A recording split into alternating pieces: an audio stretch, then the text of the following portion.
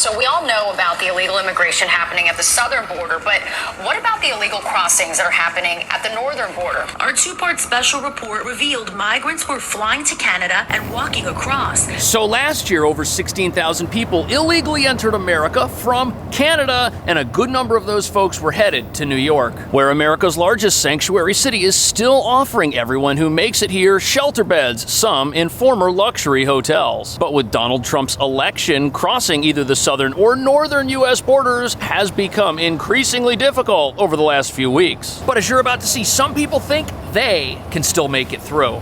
Border Patrol agents recently rescued 12 citizens of India. Some of them were suffering from severe frostbite. Are you going to New York City? Yeah.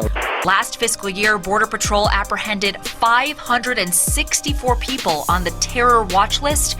Of them, 484 were encountered on the northern border.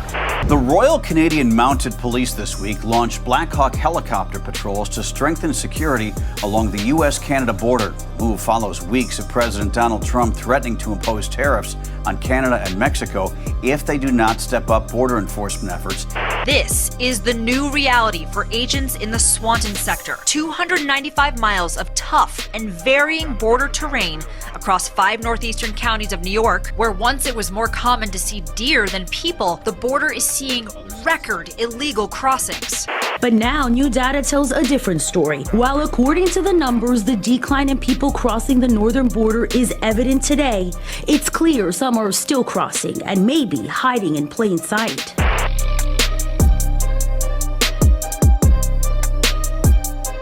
So while smugglers are still offering passage from Canada to New York, President Trump's border crackdowns are making the journey almost impossible. But what nobody's talking about is that securing the northern border, although necessary, that's also going to be almost impossible because it is the longest land border in the entire world. At least that was the theory before President Trump took office and forced Canada to do something about the flow of illegal people and substances entering our country. And Canada is not only increasing their law enforcement presence along the border, but also implementing drones and helicopters to stop unauthorized crossings. However, the bus routes used by those who do manage to cross the border and were uncovered 6 months ago are still in operation. And people are still getting picked up by buses just walking distance from the Canadian border and then driven right here to the Port Authority bus terminal in Manhattan, where it's just a short walk over to the Roosevelt Hotel, where newly arrived individuals who may be here unlawfully are given hotel rooms, food, medical care, and humanitarian services. Plus, since New York's shelter system doesn't do background checks, some of those being assisted could be dangerous. Terror watch list suspects or members of gangs we already know live in some of these facilities. Which brings us to the real reason why a secure northern border is so important. Not only do the wrong people use it as an entry point to American sanctuary cities, sometimes things come across that border which do untold amounts of damage to our society, destroying it from within, causing the psychosis and mental distress that's been fueling our growing homelessness crisis for the last several years. But there's a problem, because Canada's only working on border security because Trump forced them to. And New York, America's largest sanctuary city, is undermining border security by harboring those who in many cases are not only dangerous, but prey upon and exploit other lawful immigrants and law-abiding U.S. residents. And as you're about to see, this resistance movement doesn't benefit immigrants, but what it does do is help maintain an unstable situation along the northern border that certainly benefits criminals.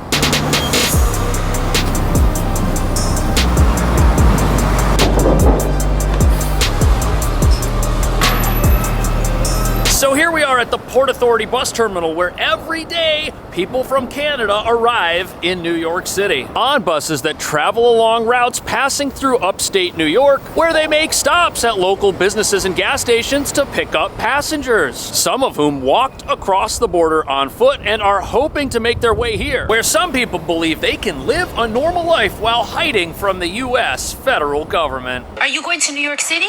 Yeah. Our two-part special report revealed migrants were flying to Canada and walking across, many of them with the goal of making it to New York City. We looked at federal data that told the story of an increase in Border Patrol apprehensions along the Canadian border over 4 fiscal years. So that report covers how people fly to Canada, walk across the U.S. border, often with the help of criminals, and then get picked up by buses like this one at random gas stations in upstate New York. And apparently smugglers are still making bank helping people cross the border and come to a sanctuary city, with a recent Post investigation revealing that these guys are making $45,000 to $5,000 a person. And apparently they advertise their services on apps like TikTok, just like what you see here in this picture. Here you've got a group of 7 people at a random gas station somewhere. That's $35,000 in that picture. However, it's not just the Canadian coyotes, as they're called, who are making money off this. The bus companies, they make plenty of money doing this, although what they're doing is not illegal, as buses are allowed to operate and pick people up on the street. And of course, this greatly benefits all of the nonprofits in New York City, who receive both city, state, and federal funding to manage the asylum crisis. On top of that, it benefits the taxis and ride shares that have been spotted picking people up just south of the Canadian border as well. There's a whole economy based around this, which the Trump administration is trying to shut down as fast as possible. In this picture from Clinton County, New York, you see 2 men with backpacks. It's dated November 9th. This image dated December 1st, 2024.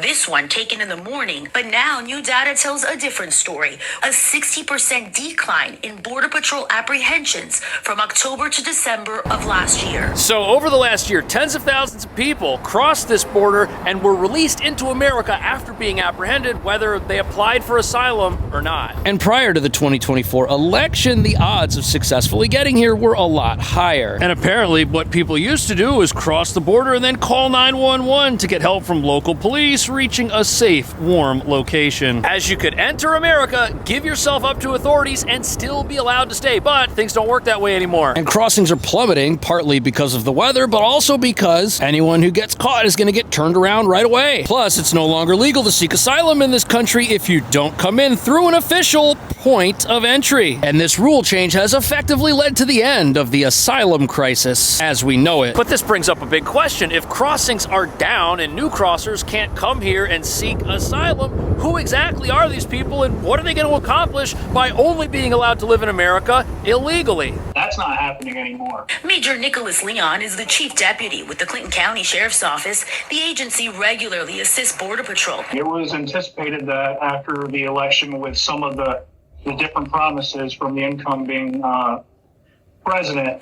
President Donald Trump. So look at that. Since November of last year, this sheriff says the entire immigration situation along the U.S.-Canadian border has completely changed. And prior to the 2024 election, you had 2 different groups of people who were coming across the border. The first type were people who were willing to cross the border unlawfully and then turn themselves in, receive an immigration court hearing date, and remain in America while their asylum case played out. But the second group of people are the gang members and the criminals who made money off the first group smuggling them across, who also used this opportunity to bring members of their own criminal organizations into the country for purposes other than pursuing the American dream. And so many criminals came here that the crime rate in Venezuela actually went down. As the local economy's so bad, criminals had no choice but to leave that country and come here to do what they were doing. And we now know that a good number of these individuals ended up in places like New York, where they not only benefit from deportation protection, but also a soft on crime legal system. President Donald Trump promised deportations on the campaign trail. And since the inauguration, we've seen moves toward that promise, including executive orders, ICE crackdowns, deportation flights, and preparations with plans unfolding to hold alleged criminal migrants in detention on Guantanamo Bay. In a statement... So the reason things are different now is because this whole Remain in America immigration policy, that's now canceled. We're back to remain in Mexico or whichever country of origin one wants to come in from. And people can still apply for asylum, they just can't do it and wait around inside America. And when the asylum crisis first started, we had stories of skilled professionals that were coming here to seek a new life in America. But now that the asylum crisis is over, anybody coming here, they can't possibly have those ideas in mind. And there is now no pathway, not even one that exists on a technicality, which would allow someone to come here, get work authorization, and start living a normal life while waiting to see if they can stay in the country legally. Which means nobody anybody on their way here right now across the northern or southern borders can possibly care about getting deported. And those are going to be your gang members, your dangerous individuals, your terror watch list suspects, people who after the country kicks them out are just going to do whatever they can to try to come right back in again. However, this full stop to unlawful immigration has some of New York's sanctuary city leaders very upset. And now New York is going to do everything it can to keep those borders open by continuing to give people a reason to cross them, even if the federal government tells them it's illegal.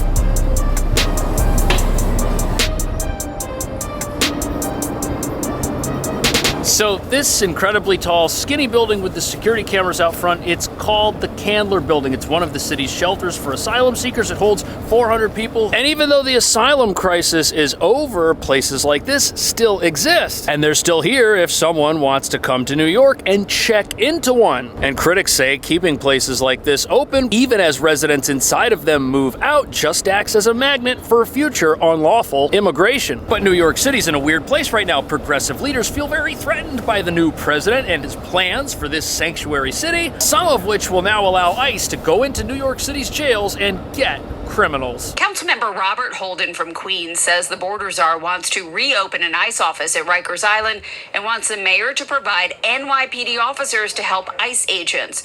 But doing so could violate the local sanctuary city laws that protect immigrants. So now it's official. At that meeting, the mayor agreed to reopen the ICE facility at Rikers Island, which has been closed for almost 10 years. Something New York City progressives are absolutely losing their minds over, because to them, criminal records are less important than open borders. And they see New York as a sanctuary that has a mandate to resist all immigration rules, no matter what they are, no matter if they work to keep the general public and law-abiding immigrants safe. And even though having ICE back in a New York City jail would allow them to collect dangerous individuals after they're off the streets and disarmed, our local progressives don't care about that, even if releasing those very same people back to their communities just puts them in danger, which is what we've been doing. And all we've got to show for our decriminalization of things like theft, robbery, and assault in our sanctuary city status is the prevalence of dangerous gangs like Tren de Aragua from Venezuela, several members of which were just busted selling illegal weapons to other gangs and other criminals in our city and in other states. But now, because of this agreement, there are progressives here who want the mayor to step down. They are so upset that anything would be done to remove their precious criminals from our jails that used to release them. The mayor says he agreed to open up Rikers to ICE agents and to daily meetings with the DA's office to discuss getting dangerous and illegal immigrants off our streets. But it's clear the mayor can't shake the appearance that his willingness to help Trump is tied to his own legal troubles. His gambit to stay out of jail, he has shown himself willing to give up seemingly every New Yorker. So by helping the federal government remove dangerous people from our city, every New Yorker is apparently now at risk? That is some fear-mongering, I'm sorry. And yes, the mayor's political enemies are speaking this way because he was recently let off the hook from a federal investigation, which many say was politically charged due to his speaking out against the last administration's handling of the asylum crisis. But sadly, every immigration policy trumpeted by the Trump administration is something our leaders are just painting as bad for everyone who lives in New York, even at a time when it's clear New York's progressive justice system is failing to stop crime or keep the general public safe. It's a magnet for these gang members too. And this is really strange because here we are in a progressive city that has had progressive laws for a long time, and things are just getting worse. And then when somebody comes along and wants to make a change to that, and the mayor says, hey, I think it might be a good idea to get rid of some of these criminals, people here just lose their minds. They think that that is going to be the problem when their ideas have led us to where we are today. And at first I was struggling to wrap my mind around why elected officials would want to take care of people who harm their own voters. That didn't make any sense, but then it clicked. Many progressives in sanctuary cities view America as an evil, awful country which only exists to victimize the less fortunate. And in their world, nobody is less fortunate and more of a victim of America's policies than someone whose presence in this country is illegal. Never mind the fact that when people come here, they are exploited immediately by predatory businesses, predatory gang members, and in many cases owe massive debts to cartels cartels for trafficking them here in the first place. But to our leaders, somebody who's in the country illegally, they are more of a victim of America's evil policies than many other folks, especially Americans, which explains why they're so concerned about sticking up for people who might be members of a dangerous gang. As the immigration crackdown continues and some retreat in fear, people all throughout New York are stepping up. We will stand together against hate and attacks that seek to divide us. The New York City Council is providing more than $2 million in emergency funding to nonprofits helping immigrant communities. So after ICE first made its presence known in New York City by arresting a whole bunch of dangerous gang members, our city council freaked out. And they've authorized an emergency $2 million payment to a whole bunch of nonprofits that are supposed to advocate for immigrants, because now is the time to fight back. Something that makes absolutely no sense unless it is your goal to fight back against policies that protect gang members from deportation. Something you can only do if you hate our president and our country more than you hate the crime these people commit, which most of the time is centered upon the very immigrant communities they come here and try to blend in with. And these gang members, they don't just come here to sneak in weapons and sell them to each other. They use those weapons to force people to join them, trafficking them as members of their gang who then go on to commit crimes, or by forcing people to do things they'd rather not, like sell stolen products on the side of the street, or to work illegally at a local business to pay off debts for being brought into this country in the first place. And it's the gang members whose photos are on the sides of businesses and on wanted posters who've been attacking and harming our communities for the last several years. And removing them from New York would make it a lot safer, as would canceling the policies that brought them here in the first place. What do you think about that? Is New York trying to